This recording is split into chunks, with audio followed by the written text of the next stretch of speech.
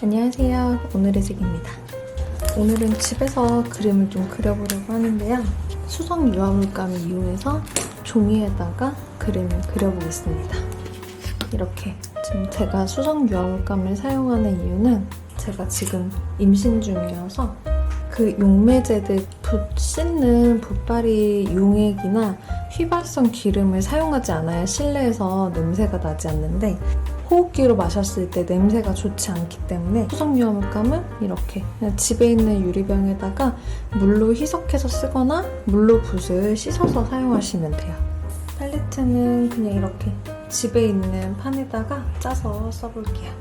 옐로 오늘은 사과를 한번 그려볼게요. 사실 수성 유화물감이랑 아크릴이랑 그럼 무슨 차이냐? 기본적으로 이 물감은 유화물감이랑 똑같은데 물에다가 희석해서 쓴다는 게 가장 큰 차이점이고, 그럴 거면 아크릴을 쓰면 되지 왜 굳이 유화를 쓰냐고 한다면, 아크릴은 기본적으로 건조 시간이 너무 빨라요.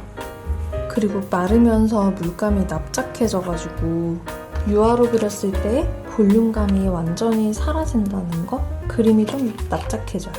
세트에 린시드 오일도 들어있는데 저 이 오일은 없어도 괜찮을 것 같아요. 왜냐면 얘를 안 섞고 물감만 쓸 때는 물로만 붓도 그냥 씻어두시면 되는데 이거를 같이 쓰시는 순간 붓을 또 비누로 씻어주셔야 돼가지고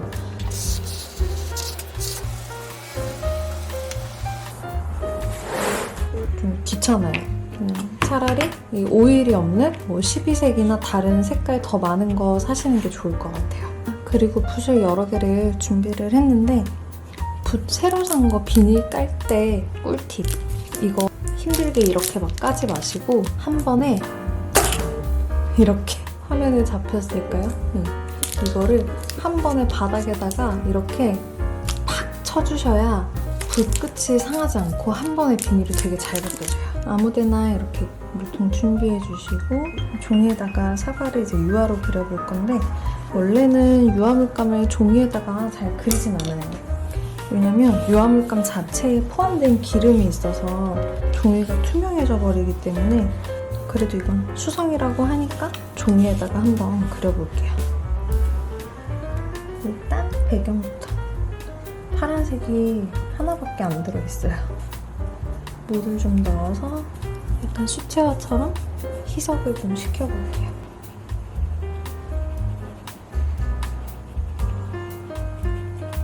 이게 아크릴이었으면 지금 칠하면서 되게 말랐을 거예요. 약간 과슈 같은 느낌도 있고, 근데 그 아크릴 얇은 느낌 나는 것보다는 칠해진 느낌이 훨씬 좋아요, 아크릴보다. 그리고 중간에 가서 이렇게 섞어줄 수도 있고.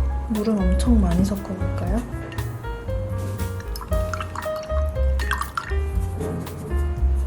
거의 맹물. 좀 더 수채화처럼 그림이 맑게 나와요. 그리고 일단 지금 너무 좋은 거는 냄새가 안 나는 거.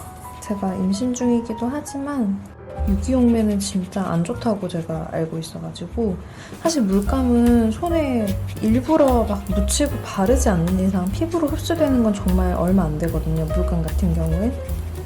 물감보다 위험한 거는 호흡기로 마시는 게 훨씬 안 좋은 거여서. 그리고 작업실을 제가 4개월 정도 쉬어야 되는데 그동안에 손을 별로 쉬고 싶지가 않아서 집에서도 그릴 수 있는 수성 유화물감을 쓰게 됐어요. 물로 씻어 쓰지만 마르는 시간은 일반 유화물감이랑 비슷해요. 수성 유화물감 쓰실 때는 붓이 이렇게 플라스틱으로 되어 있는 인조물을 쓰시는 게 좋을 것 같아요. 역시 유화물감이라 그라데이션이 잘 되네요. 아크릴 물감은 집에서 하기에 냄새가 안 나서 좋긴 한데 너무 빨리 말라가지고 칠할 때 엄청 마음 급하게 칠해야 되잖아요, 마르기 전에. 여유롭게 집에서 그리기에는 유화가 제일 괜찮은 것 같아요.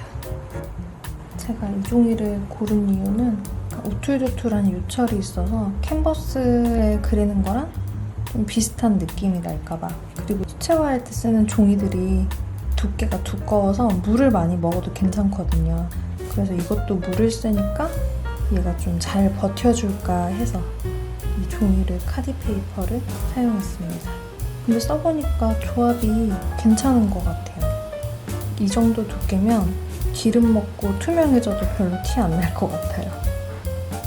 동모붓은 좀 별로네요. 이 수성 물감에 물통에 담궈두면 붓털이 좀 불어가지고 오히려 힘이 없어지는 느낌이에요. 이런 플라스틱 인조모 이런 붓을 쓰시는 게 훨씬 힘있게 쓸 수 있을 것 같아요. 물에 불어도 괜찮아서 이 붓들이 안쪽 끝까지 결도 잘 채워지고 좀 더 편한 느낌이에요. 아무튼 제가 화실에서는 일반 유화물감으로도 수업을 하고 그걸 계속 사용을 하고 있는데 저도 임신 중이지만 임산부분들 수업할 때도 일반 유화물감으로 그냥 해요. 화실에서는. 근데 아무래도 실내에서는 그 물감 문제가 아니라 물감 씻는 기름 있죠. 걔가 아무리 갬솔이나 미네랄 스피릿처럼 냄새가 없는 걸 사용한다고 해도 휘발성 용매들은 아무래도 좀 제가 저 스스로도 좀 찝찝한 게 있어서 실내에서 그릴 때는 수성 물감을 쓰시는 걸 저는 추천드려요. 그리고 저도 아마 4개월 정도는 아이를 보면서 집에 있게 될 것 같은데 손이 굳을까봐 그림을 계속 그릴 생각인데 아기가 있으면 더 못 그리잖아요. 그렇다고 아크릴을 하자니 아크릴은 또 제 성격에 맞지 않고 그래서 당분간은 집에서 하는 페인팅 작업들은 수성 유화 물감으로 그리게 될 것 같아요. 원래는 화실에서 작업실에서 임산부분들 모아가지고 저랑 같이 그렇게 클래스를 열려는 목표를 가지고 있었는데 그놈의 코로나 때문에 태교 미술이 별거 없어요. 대단한 걸 하는 게 아니라 저도 전공이 이쪽이다 보니까 임신하고 나서 대체 태교를 뭘 하나 관심이 가서 여러 가지를 찾아봤는데 남편이랑도 얘기해보고 남편은 정신과 의사거든요. 그래서 태교를 어떻게 생각하냐. 태교 미술은 거창한 게 아니라 나중에 아이가 태어났을 때 그때 쓸 수 있는 진짜 아이를 만나는 준비 단계 정도로 그렇게 생각해 주시면 될 것 같아요. 이게 종이에다가 하니까 물이 흡수가 돼서 엄청 빨리 마르네요. 수채화처럼 이렇게 살짝 번지게 할 수도 있어요. 이 종이와의 조합이 나름 괜찮은데요?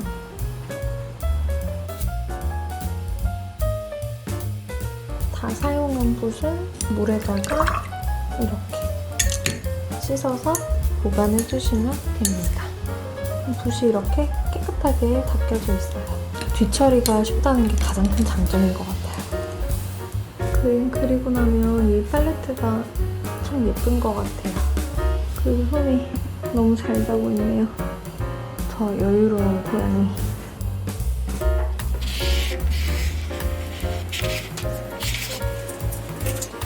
물티슈로 그냥 한번 닦아주시면 돼요.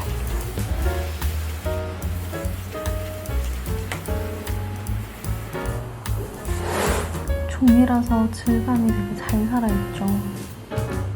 그럼 오늘 작업은 여기까지.